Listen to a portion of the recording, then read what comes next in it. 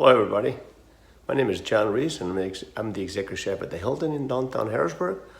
I've been in that hotel for over 30 years. This year will most likely be my final year. I'm planning on retiring this year, so it's been a fun 30 years, and it's been my probably my 30th career day that I'm doing for Cumberland Valley School District. So welcome. Under these circumstances, it's normally what I do when I come to a career day. I usually bring some food. Kids like food. Everybody likes food. But under these circumstances, I cannot have any food. I can probably prepare some, but you won't be able to taste it. But I might give you a little surprise towards the end. Like I said, I've been at Hilton for over 30 years. I'm the executive chef, and I oversee the whole kitchen. Even though with this virus going on, not everything is open. The restaurant's only open about halfway. Banquets, our big ballroom is only capable of doing groups of 25, so nothing real big. So it's been very, very hard to run a business without any guests. People are still afraid to go out to a restaurant to eat. And I actually haven't been working since March. I've been going to the Hilton once in a while. I do some traveling for a company. I just came back from El Paso, Texas, to trying to open a brand new hotel, but the hotel got postponed, so I came home, and either I might go back and open it, or I'm not sure exactly what am I doing. So it's just we'll see in the next couple of weeks. I'll find out if I'm going back to El Paso or not. I was born and raised in Portugal. I came to this country. I was 12 years old. Lived in New York for a little bit, White Plains, New York for a little bit. I started working in this business when I moved from New York to Hartford, Connecticut. I worked at a brand new hotel called Hotel Summit.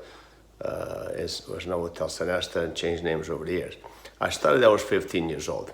My mom told me to get a job. When you grow up in Portugal, you grow up quick. For a 12-year-old being mature, I actually look like 15 years old. When I turned 15, I probably looked like a 17, 18 years old. So my mother told me to get a job. So guess what? My next door neighbor, who happened to have a job at the hotel, happened to be a housekeeper. She worked in the housekeeping department. So she went to ask the chef, "Hey, chef, do you have any openings? I have one of my neighbors. His family is a good friend of our family. Do you have a job for him?"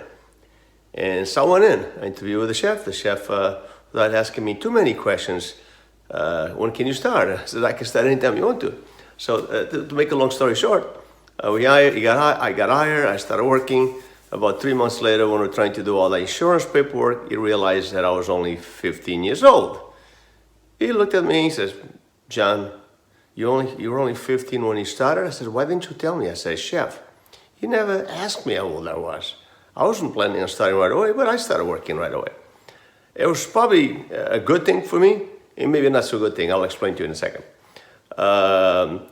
So I started working as dishwasher, prep cook, but I never wanted to do any of those things. I always wanted to do something better. I always wanted to move up the ladder. I wanted to do more elaborate things. So every opportunity that I had to do something else, I was always there to do it.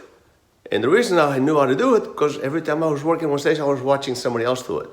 And I was asking a lot of questions. I was asking the chefs a lot of questions. I was asking the cooks a lot of questions. So I constantly kept asking questions. So if I was working, washing dishes, and I was watching the person making sandwiches or making salads, I always go up to that person and say, "How do you make this? How do you make this? Can you show me how to do it?" And I started doing it with them. When that person got promoted to the next stop, I took over that job. I already knew it. And so when I work in the pantry station, I was watching the guy next to me, which is the broiler person who's cooking steaks and grilling hamburgers.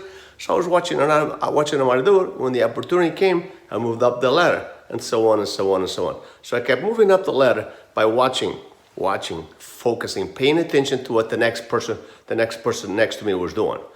And ask him, I said, "What are you doing? Can I do it with you?" And that's pretty much the only way you're gonna get to learn in life, is to ask a lot of questions. So I kept doing that. The opportunity came for me to become a supervisor. So I became a supervisor. I became a sous chef. A sous chef is someone who works under the chef. So I kind of moved up the ladder, and I kept doing that. I followed all the stations. I did, and I'm going to tell you in a second what the positions are. So I worked all those stations all the way up to become an executive chef within one hotel. I was in one hotel for 17 years. In 17 years, I went from a dishwasher prep cook to executive chef. Let me tell you a little bit about the chain I come in the kitchen. The kitchen, the executive chef oversees everything. And he has an executive sous chef, the immediate supervisor. And then on the executive sous chef, I have sous chefs. I have a sous chef responsible for the morning, a sous chef responsible for the evening, a sous chef responsible for my banquets, and then I have a sous chef responsible for my desserts and my bake shop. Nowadays, with this COVID-19 and this pandemic, it's a lot less employees in that. But normally a busy kitchen, that's pretty much what the kind of staff we have in that busy kitchen is that. Okay, so I moved all the way up. I became the executive chef. I was one of the executive chefs. I was like 23 years old when I became the executive chef. So I was very, very young. Will I do it again? Like I said earlier, if I would have to do it again, I probably would not do that again, because pretty much everything that I learned to become an executive chef, I'll learn in one building. So I always recommend people, if you're going to grow in this industry, do something, go to another property and learn something different in another property. Because everything that I learned at the hotel in Hartford, I learned in that hotel. Granted, in 1983, they gave me the opportunity to open up a brand new hotel down in Charlotte, North Carolina. So I went down there and opened up a brand new Hilton. I was there for about 4 years.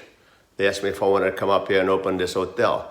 But this hotel was being built. So meanwhile, when I left the hotel, I was traveling for a little bit. I went around with the company opening up brand new hotels. I came to Harrisburg in 1990 and to open up this brand new hotel. And I pretty much had the opportunity to work on the menus, hire all my staff, all my sous chefs, and all that good stuff. So if you take a look at my career is didn't go around colleges or culinary schools or anything. My career grew within the hotel environment by asking chefs a lot of different questions.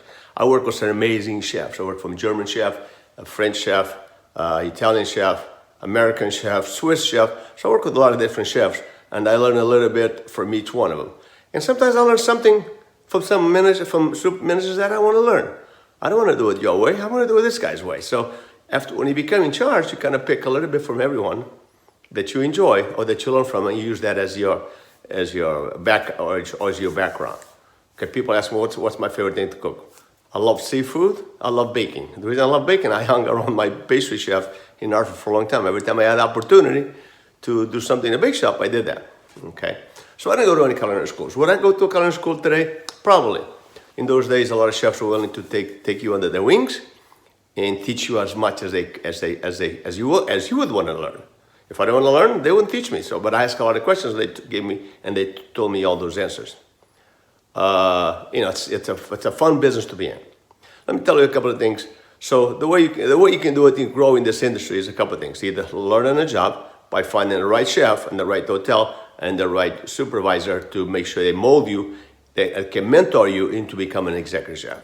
Otherwise, you have to go to school. If you go to school, I recommend you guys, take a class in your own classroom. Work in the cafeteria with feeding the students. That's what I did when I was growing up. If you do that, if you really think that's what you're going to do, there's quite a few local schools that you can go to. But if you're not sure, go to a community college. Harrisburg Area Community College is a perfect place to go. I always tell you, it's a perfect school to go to. If you wanna stay within the city, if you wanna come home every day, if you wanna see your parents. If you wanna move a little far away, there's a culinary school in Philadelphia. It's still there. There's still YTI in the Lancaster, Lebanon area. You can do that one. And if you really want to leave the state and go to a lot of big schools, you always got the CIA, the Culinary Institute of America, which is located in New York City, upstate New York. That culinary school is one of the best schools to go to. I'll give you some prices in a little bit later. Culinary school is amazing. So if you want to go to culinary school, there's another school up in Rhode Island called Johnson Wales. Johnson Wales is another school that's open. They focus a lot in the front of the house, restaurant manager, but they still have a culinary program. So focus on the CIA, the Culinary Institute of America, has a couple of offices. They have one up in Greystone, Napa Valley area, which is an amazing building. I happened to go inside and look at it one time. They have a few other ones in North Carolina, Texas. They got a few campers all over the place. So I'll get you some other prices a little bit later. But right now I'm just going to talk about my career. In the kitchen, like I said, there's the executive chef, the executive sous chef. Okay, so those people supervise the kitchen.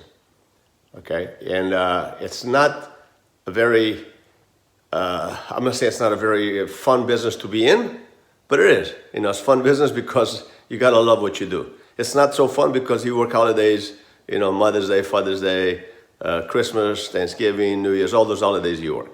So it's tough, sometimes it's tough to be home or not be home during those holidays while your family is home enjoying their dinner. So, but you gotta enjoy it. That's why you gotta have fun doing it. I love what I do. That's why I regret it very much retiring. I have nightmares, dreams about it. I don't want to retire, but I think I gotta give the throne. I gotta give the flame and the candle to somebody else. And so it's time for me to let that feel. But that doesn't mean I'm not gonna do other things. I might teach. I do some classes. I teach some classes at Hack. I'm gonna still teach because I enjoy talking to kids and teaching kids how to do it. And that's one of the things that I'm going to do is pretty much so. What am I even doing today? Since normally I have food at this time, I usually feed you guys. Most likely I'm going to make something, and I'm going to make something, and I'm going to make something simple that you guys can prepare on. So I'm going to make something simple. If you have any questions about anything, don't feel free to email me. My email address is john.reis, R-E-I-S, @hilton.com. Email me if you have any questions about anything else. I think you have to be in school while you're in school now. Ask a lot of questions. Go to your or economics class. Watch TV, watch cooking shows on TV. That's some of the ways that you can learn right now. The pay is pretty good pay. Right now, the pay is not as good because of COVID. I think a lot of people there's a lot of people out of work. But the pay usually, the executive chef can make anywhere between $80,000 and $120,000 a year. Executive sous chef, which is number 2, can make anywhere between $50,000 and $80,000 a year. Sous chefs can make anywhere between $35,000 and $50,000. Average cook can make about $13,500 to $14,000 an hour. So it's not a lot of money, but you got to grow into it. You got to become an executive chef or chef to make any money. Okay? We're gonna do a little cooking. I'm gonna give you some. I'm gonna show you some pictures, and I'm also gonna give you some prices for some schools. And I'm gonna make a little dish. I'm gonna make a very simple mac and cheese, which anybody can do. Even you can do it. It's very simple. It's pretty much milk, cheese, and pasta. So we'll be right back. Some of the things we've done over the years, these are some of the presentations, the food presentations that we have. So the thing is, it can be as elaborate as you want to be, or you can be as simple as you want to be. The purpose of our goal as a chef and in our business is to satisfy the guest's needs. Whatever the guest wants, they're going to get. Sometimes we prepare special menus for certain guests that are allergic to this, allergic to this, but we have to be at the mercy of the guest. Whatever the guest wants, we prepare. These are some buffets. We have some sushi back there. There were some sushi platters. These are some of the plates that we do for weddings. We do weddings with the crab cake and the filet. These are shrimp and oyster cocktails that we do in a lot of receptions. So these are a lot of things that we can do, in our career. Our career is it's not a boring job to be in because it's something different on a daily basis. We do ice carvings for special occasions, Easter Sunday, Mother's Day. This is scallop shell that we put shrimp on that looks like a scallop shell. And this is some of the staff that I have working at the Hilton that we're planning a lot of big functions. We have a lot of people, a lot of employees working. A charcuterie platter, some different salumis and different meats, a presentation, individual presentation. Over there for fine dining, we do set up a margarita bar or a Bloody Mary bar in the restaurant every weekend before COVID. And we do a lot of nice things. These are nice desserts, probably one of my favorite things. Like I said earlier, I love desserts. I love to eat desserts. Some more presentations and some of the fine dishes that we've done. Different setup for shrimp cocktail. There's all beautiful present. Another seafood bar with oysters and shrimp and crab claws. And more presentations. And once in a while, we get to meet some celebrity guests. There's one of our celebrity guests that we had staying over there. We do a lot over there. I met a lot of guests, a lot of celebrity guests from Tom Cruise to. We also get to train and shadow kids, shadowers. This kid was from Mechanicsburg High School. My pastry chef cooking. And sometimes we have a picture with the Coca-Cola guy. Some more ice carvings that we did for a wedding. Some more, deli buffets. And sometimes we have large banquets, so we do a large plate up like that. We even go as far as at a gingerbread house, Hilton gingerbread house that was displayed at the Whitaker Center. And more ice, and more presentations that we do on a regular basis. There's a meat tray, and sometimes we do some elaborate things like we buttering stuff out of the trays. More ice carvings coming up, and for different events. It's a swordfish coming up, another scallop shell. So there's all kinds of things that we can do as much as we want to at the Hilton. So the first thing, you can be as creative as you want to. You can learn as much as you want to, like I said earlier, by asking a lot of questions. And we're going to finish off with another ice carving there, another scallop shell that we had. So have fun. I wish I was there with you cooking live, but I'm not, so I guess I'm cooking from home, but I'm still gonna make something for you. The recipe is very simple to make, so it's not, it's very difficult. It's just a regular mac and cheese that we have at the Hilton, and we top it with barbecue chips. It's pretty much very simple. It's milk or cream, American cheese, Parmesan cheese, and then we top it off with the barbecue chips. And you can use any kind of pasta that you like at home. You can use elbow macaroni, you can use rigatoni, you can use any kind of pasta you have at home. The first thing you guys need, you need the pasta, the elbow macaroni. I use elbow over here. So I'm gonna start off with 1 cup of elbow macaroni, 2 cups of milk. I'm gonna start off with maybe 10 slices of American cheese. I'm gonna top it off with some grated Parmesan cheese. And I got salt and pepper. That's just for the mix. And I'm gonna top it off with the barbecue potato chips. As you can see, my water's boiling in the back, so I'm gonna throw the pasta in there. Make sure when you cook the pasta, there's a lot of water in it. You need a lot of water to cook the pasta because the elbow is gonna probably go at least 3-4 times the size it is right now. So the water's boiling and the pasta is cooking. My milk is pretty much warm now. So what I'm going to do is I'm going to start throwing the American cheese in there a little bit at a time. I'm going to throw a little bit in there, break it up, throw it in there, and I'm going to keep stirring it. I want the cheese to melt in there slowly. You keep stirring all the time because one thing you don't want to do is you don't want to burn it.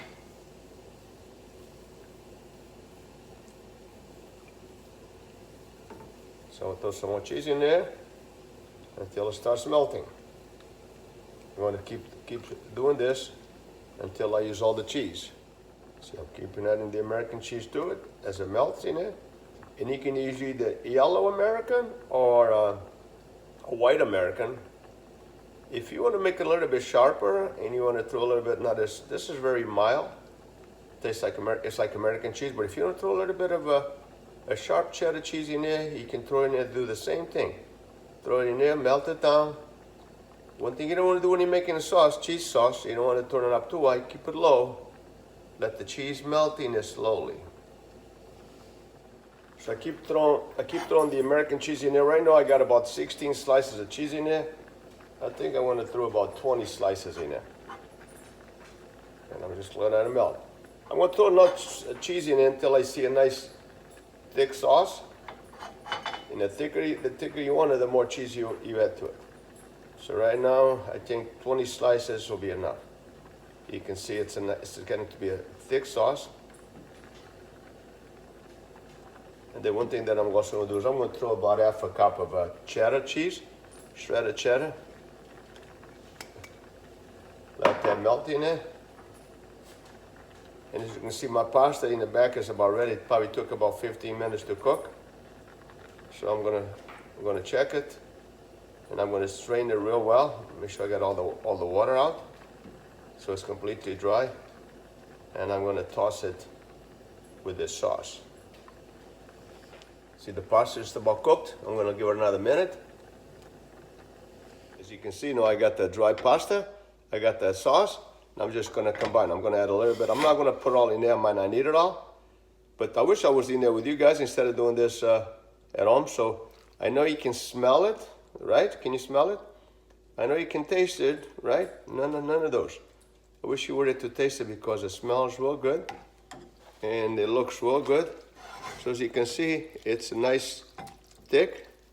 I probably added a cup of the sauce. I'm gonna add a little bit more, and I got extra sauce.